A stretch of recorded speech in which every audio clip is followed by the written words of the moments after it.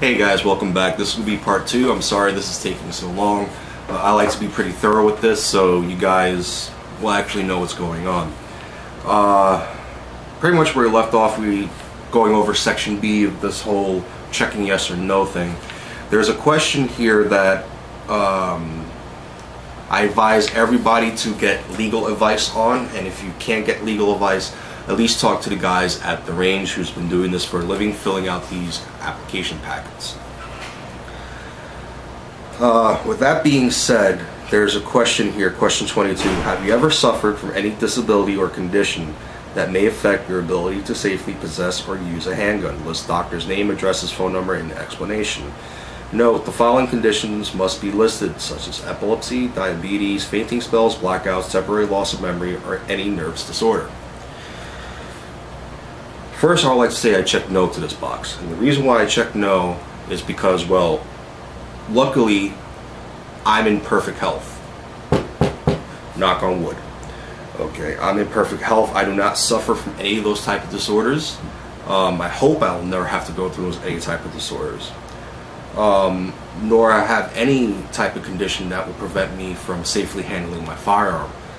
Or any ailment or anything of that nature. With that being said, I don't know what the scope of the reach of the NYPD would be with this question. The reason why is because it violates your right to privacy with your medical records. Okay, I don't think the NYPD is capable of actually obtaining these records from your doctors because it will violate doctor-patient privilege. With that being said, I'm not 100% about that. I am not advocating for you to falsely answer this question on this application. What I'm saying is for you to do research on that question and to make sure you'll be comfortably answering it, because if you do, you're going to have to supply a lot of your doctor records. Now, 23 to 28 pretty much will result in a lower percentage of you actually obtaining your firearm or an actual DQ. And pretty much what 23 to 28 is going to deal with is about order of protections against you, against a member of your another person in your family, etc., etc. You answer yes to any one of these, you better be ready to provide paperwork, and a lot of paperwork and a lot of documentation. Depending on why the order of protection was issued, will really dictate if it's going to be a DQ or not.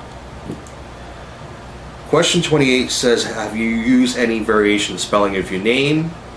Pretty much any aliases. Now, like I said before, you're going to be fingerprinted, FBI and state. Any of you who has a security license in your state or New York State knows that you'll be fingerprinted according to your state laws. Your aliases are going to come up. Okay, they are. Your aliases are going to come up. I used to work as an administrative assistant with the probation office, so I used to do a lot of background checks on people. And on the questionnaires, long story short, they'll say, yeah, I don't have any aliases. And then when I run their prints, guess what? 5 aliases will come up for them, and they'll get violated and tacked on time. You don't answer that truthfully, and you come back with aliases, you're going to get DQ'd. Now, the next page and the last page has to deal with listing the places of residence for the past 5 years. They're doing only a background check for the past 5 years. List all places of employment for the past 5 years. So, this one, you don't have to provide exact dates to when you were working at your employment for the past 5 years, but there cannot be glaring gaps between each employment. If there are glaring gaps between each employment going on more than a month, then you need to provide a reason why. Whether it's unemployment, you're doing some private contracting work off the books, whatever the case is, they had to be relatively synced up together. Okay. Question number 30 here is how and where will the handguns be safeguarded when not in use? Pretty much the answer is going to be in a safe in a house. Okay. Give the name, address, relation, telephone number to a person who will safeguard the handgun just in case something happens to you. I chose my brother. And you have to give address, phone number, blah, blah, blah. And that's pretty much it. The information, the rest of this packet has to deal with a letter of necessity, which pretty much is to try to obtain a carrier's permit. And I'm telling you one thing right now. If you try to apply for a CCW, a concealed carry weapons permit, here in New York City, 95% of you will get denied in a heartbeat. During Giuliani's reign, we used to have a more flexible concealed carry permit thing going here, but then when Bloomberg took over, he changed everything.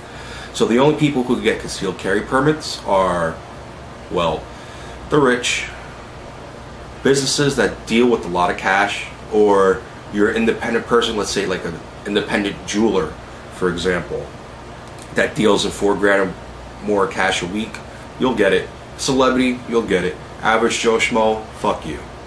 Excuse me for cursing, but this is an adult channel. And then they'll let you know additional documentation that you need to bring if you're applying for concealed carry. Last few pages are about penal codes, gun-free and school safety zones. We all know how we feel about those.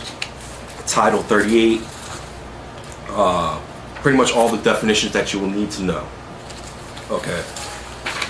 So that's that. So, you go to 1PP, 1 Police Plaza, you go through screening, you go to the licensing division. You pay your fees, they'll start going over everything. Once that's said and done, 3 weeks later, about 3 weeks, max is 3 weeks, you will get a nice letter in the mail from the NYPD, which will have, you know, your name, date issued, blah blah blah, your application number, which the application number is 8 digits long. The first 4 digits is going to be the year. I applied in 2012, so we'll say 2012, then my actual application number. Okay, so we'll say, Dear Mr. So-and-so, my name is Officer blah blah blah. This letter is to inform you I've recently been assigned to investigate your application for a handgun license with the New York City Police Department License Division. Attached, you'll find the necessary documents, blah blah blah, and how to contact your investigating officer.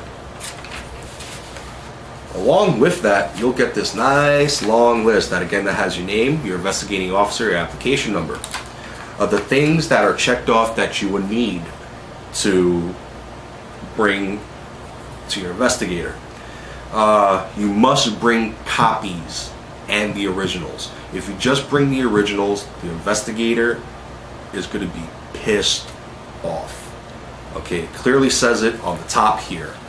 Bring copies of everything. Okay. The first thing I had to bring was a letter from your employer on a company letterhead stating that you employed with that company, or 2 current pay stubs. Easy thing. Number 2 here, if you're self-employed or applying for premise business permit, you must submit current bank statements, 1040 income tax return, signed and notarized, blah blah blah. Didn't apply to me. If you're a student unemployed, you must submit a notarized letter from the persons who are currently supporting you, attesting to the fact. If you receive unemployment, pension benefits, Social Security, then you must submit proof. Doesn't apply to me. Proof of birth, copy of your Social Security card. Non-citizens residing in the U.S. for less than 7 years must submit a good conduct certificate. Your driver's license showing your current address. If the license does not show your current address, then you must submit an interim license to the New York State Department of Motor Vehicles. A current utility bill, telephone, Con Edison, cable only. If you employ as a city, state, federal employee, you must provide a type statement for yourself indicating you'll never bring a weapon in place of employment. Copy of New York State driver's license, security guard license, any type of licenses that are issued by New York State. This one's important, a type statement listing all handguns, rifles, shotguns you possess and how they're safeguarded. For some reason, this was checked for me. Pretty much they're saying that they thought I already owned a weapon, a shotgun or another handgun, which wasn't the case. It wasn't a big deal, it was just a mix-up.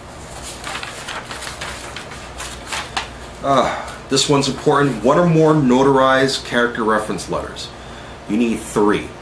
3 people who are not family members that have known you for more than 5 years. It's just a letter saying, I have known Mr. So-and-so, Miss So-and-so for X amount of years. I find the person to be of good character, trusting, blah, blah, blah, yada, yada, yada. If you go to the range and do this, they will take care of everything, all these letters and etc., etc. A type notarized statement from spouse, domestic partner, parents, guardians, or anyone over 18 living in the house must submit a notarized statement saying, I am aware that this person is applying for a license and they're not against it.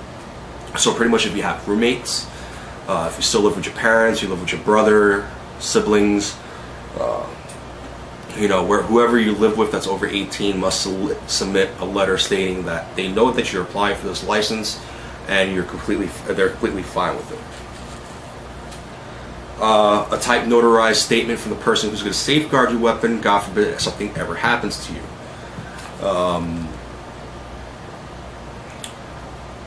One that will always be checked, which is number 18, a type statement indicating you have read and understand Penal Law Articles 35, use of deadly force, 265, criminal possession of a weapon, and 400, responsibilities of handgun license. Okay, those things are easy. The range will tell you what they are, and you can easily look them up on the computer. They're not going to quiz you during the investigation. They're not going to be like, oh, what's Penal Law 35? No, they just want a letter saying that you do know what those are and you have read them. And pretty much a copy of your DMV, which pretty much when they checked this one off, they found out that you have a driving record and they want to know, and they look through their database and they find that you had past parking tickets, moving violations, and things of that nature. So if they check that, you're going to have to provide information for that. Okay. So once that's done and over,